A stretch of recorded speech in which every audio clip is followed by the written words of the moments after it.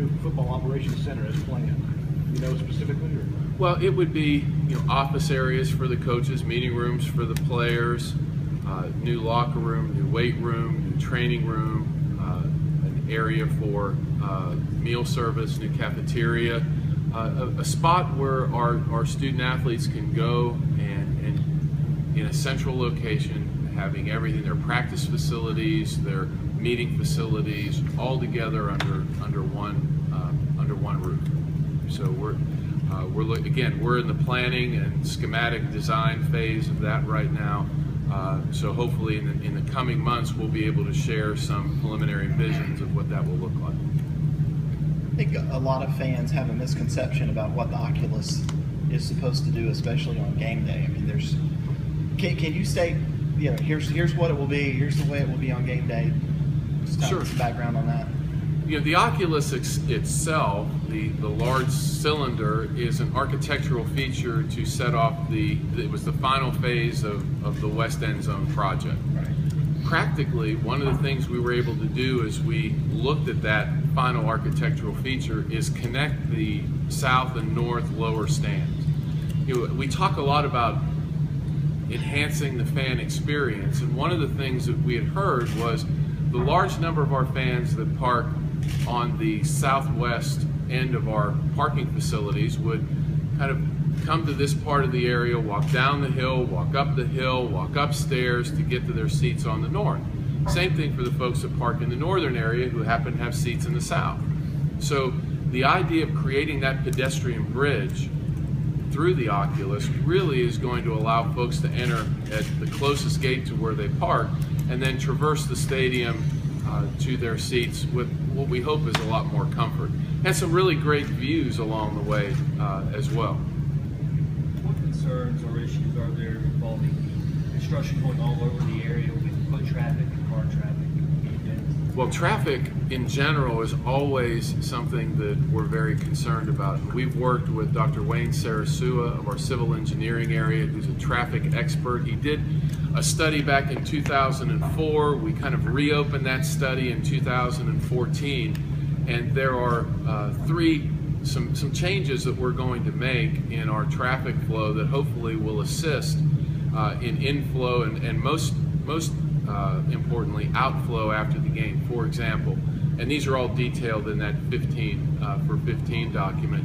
But we will close the road going into the town of Clemson, have 4 lanes of traffic moving out Highway 93. We'll have a coned off one contraflow lane on Highway 93 going up towards the Ravenel area, Highway 123 area for the folks that park up in that spot. And we'll be doing a few other things that we hope will assist in the traffic. But certainly the foot traffic that's here on game day will always be the purview of the officers that we have at intersections to make sure that pedestrians move safely from one side of one of our busy streets to the other. Clemson has voiced in the past the desire not to play home games on any day other than Saturday. Do you foresee that being an issue in the coming years of being forced into having a host on Thursday, Friday? I don't believe so. I mean, we played a couple of years ago on a Thursday, kind of made a deposit in the bank with our conference, the ACC. There are some schools in our league where non-traditional game days work better than others. So I think that as we kind of rotate through, I'm never going to say never that we won't play another Thursday night game or another. We won't play on Friday. Okay, we will not play on Friday. But a non-traditional, a Labor Day game, a Thursday game, somewhere down the road, maybe that's going to be in our program's best interest to do that from a visibility perspective. But in the foreseeable future, we don't have any of those on our agenda. Dan, what was your big takeaway from the recent meetings, the playoff meetings? The playoff meetings, we held those last week in California. I think the biggest takeaway is consistency. Our process is going to remain the same. We have a couple of new members, Kirby Hocutt from Texas Tech and Bobby Johnson, the former head coach of Furman and Vanderbilt. They're new members, so this meeting was a lot of indoctrination to them into our processes.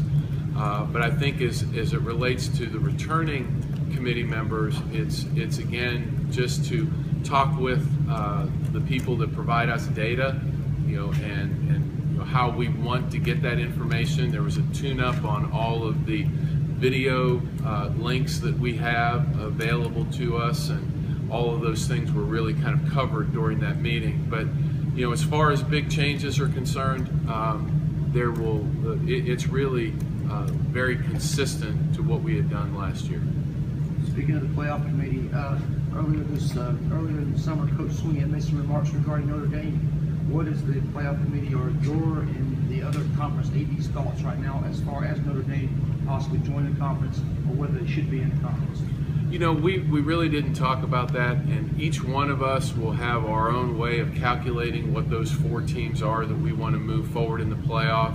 It always comes down to your ability to win games. Conference championships are improvement. A very great schedule is a part of that as well. So there's been no discussion in our committee about that particular subject.